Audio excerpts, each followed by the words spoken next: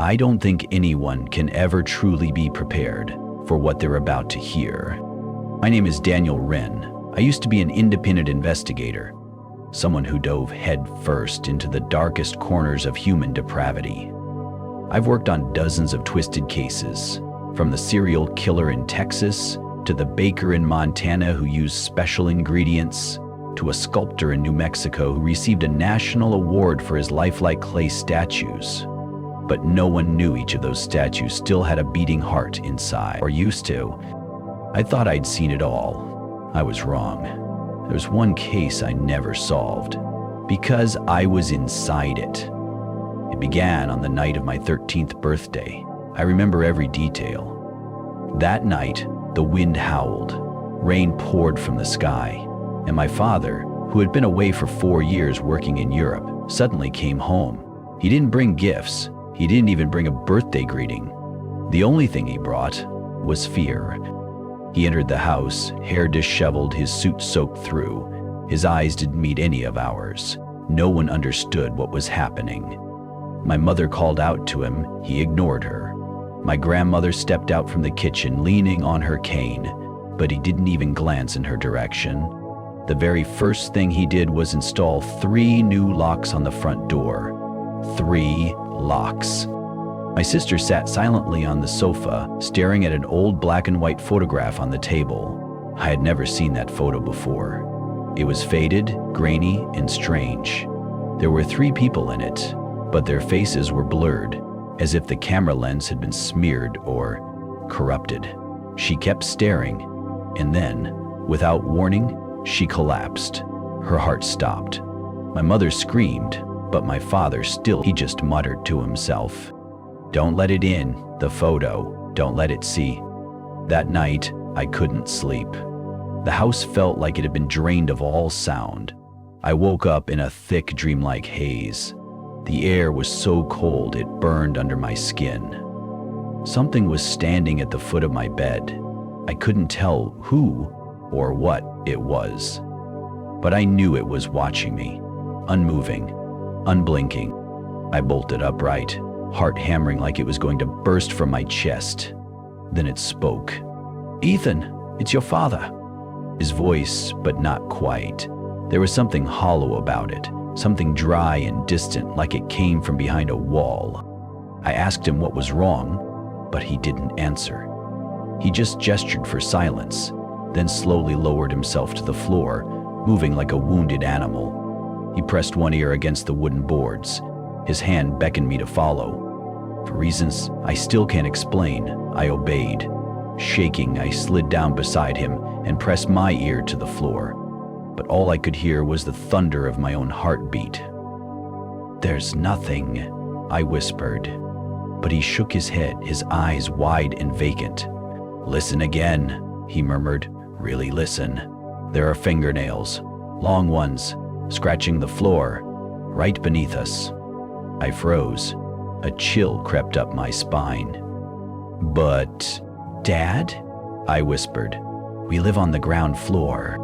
He turned to me then. His eyes were sunken. He looked beyond exhausted, beyond broken. "And what the hell do you think lives beneath the ground floor?"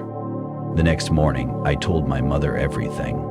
She suspected my father had become delusional, perhaps worn down after years of working overseas.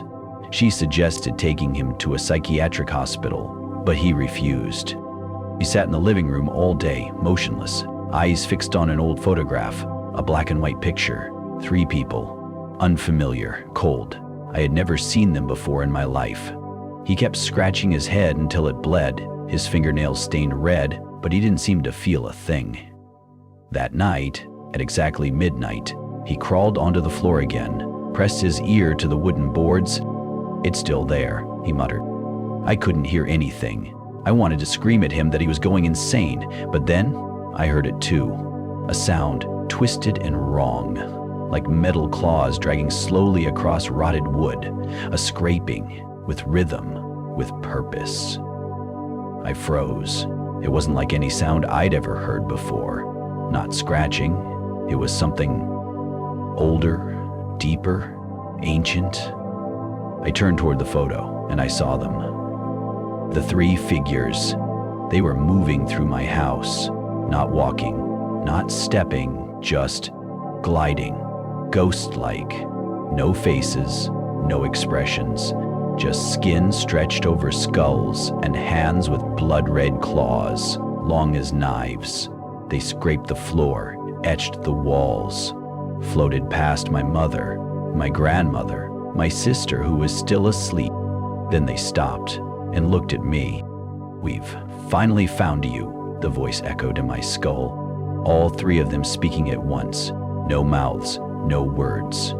But it was as if someone whispered directly into my ear. I turned to call for my father, but he was already standing, sudden, mechanical, silent. He walked toward the front door. "Dad!" I shouted, but he didn't stop. He turned his head back to me. The angle was all wrong. His neck twisted too far, like it had broken. But he still smiled. A crooked, distorted grin that held something not human. A mix of pain, madness, and something eerily grateful. He whispered, "Run, Ethan, hide." And then he collapsed, like those words were the last life left inside him. I don't know why I obeyed. Maybe fear, maybe instinct. I crawled out onto the balcony and squeezed into a small space I used to hide in as a child, between two brick walls, behind a tangle of dead bougainvillea. I curled up like a cornered rat, barely breathing. Through a narrow gap in the curtains, I could still see into the living room, and I saw them, the three shadows, crawling up the walls, those long claws still dragging, but now they were scraping into my mind. I thought I was safe there, alive, at least. I had no idea what my father was about to do. I heard heavy footsteps in the living room, then the clink of dishes in the kitchen, and then a faint click, metal tapping porcelain. Peeking through the crack, I saw the kitchen light catch the glint of a fruit knife, gleaming in my father's trembling hand. At that moment, the front door opened. My mother had come home. The sound of the key hadn't even finished turning when her scream tore through the apartment. A sound I'll never forget. Agony, terror, despair. I saw everything. My father, no. That thing inside him stabbed her. Once, then again. Each strike sliced the air like a whip. Blood splattering across his pale face, twisted in a smile that no longer belonged to this world. I shook so hard I nearly dropped the cushion I'd clutched to my chest. My body was frozen, drowning in invisible ice. The noise woke my grandmother. She stumbled out of her room, rubbing her eyes, then stopped dead. She dropped to her knees. "No, my son's gone mad," she sobbed, pleading with him. But my father, or whatever was wearing his skin, felt nothing. He picked up a wooden chopstick, one my mother always used for picking greens, and drove it into her eye. I watched the blood gush from her socket, mixing with tears down her wrinkled cheeks. She screamed, a sound no longer human. Then he raised the fruit knife, this time to her neck. One clean slash. I felt nothing, not even tears, only a hollow cold that swept through my heart like a final breath before death.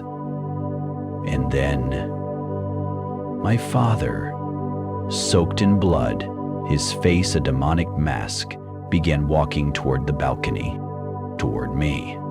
I bit my own lip until it bled, muffling every sob. He was just a meter away. One more step and he would see me. But then the sound returned, that scraping, that ancient metallic dragging. But now it was coming from underneath the house. He froze, didn't look at me. Instead, he knelt before the large mirror in the living room. I'd never seen his face like that. In the mirror, his eyes were bloodshot, his skin pale and waterlogged, like a corpse pulled from a river. Then he raised the knife, and, without hesitation, began cutting open his own abdomen. The blade tore through his skin. Blood poured like a fountain. He didn't make a sound. I heard the wet rip of flesh. He reached into his own belly and pulled something out. I don't know what it was. I just remember the look on his face, a smile of pain and emptiness. I don't even know how long I hid in that balcony cabinet. I couldn't look away. Something forced me to witness every moment. Eventually, I must have passed out. I woke to the sound of sirens, police vehicles outside, knocking at the door, neighbors shouting, panicked voices of medics. When they pulled me from that space, my body was covered in blood, frozen. The morning light felt like a blade slicing through the nightmare and reality. I looked back and saw my father's body collapse before the mirror, his eyes wide open, staring. But what haunts me most isn't him, it's what I saw in the mirror. There was no reflection of me. Instead, a white-haired man, eyes glowing red, with 10 grotesquely long fingers, scraping the floor, leaving trails of blood deep enough to reach the bone. I've never spoken of this to anyone. They said my father lost his mind, a psychotic break, killed his family, then himself. But there's one thing no one could ever explain.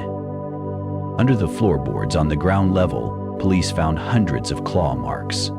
Not from my father, not from anyone in our family.